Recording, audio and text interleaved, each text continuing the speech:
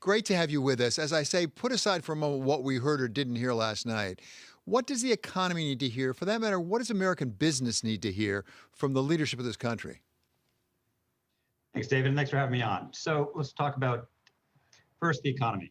We need to not forget we still have 13 million people out of work. That's 3 million more than were out of work in the '08 recession.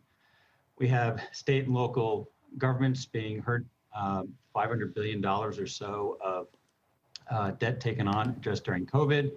We have 7.5 million small businesses at risk.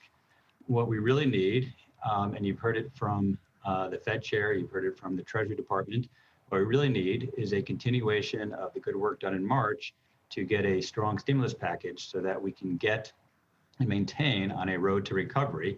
And frankly, the longer we don't do that, the more we turn this into a deeper hole.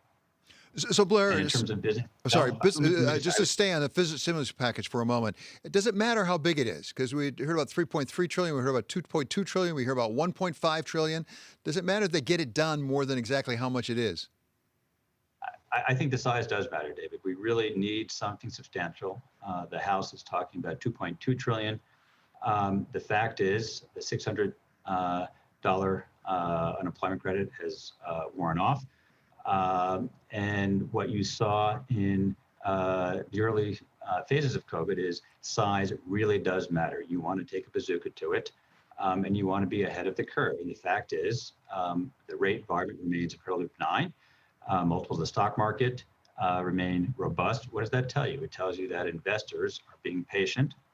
They want the recovery to take hold over the longer term, and that the national balance sheet today can handle it. I think if you get the economy growing again, then we can focus at that point what it means for all the various debt figures for the economy. But right now, we need something big, and we need it frankly, very quickly.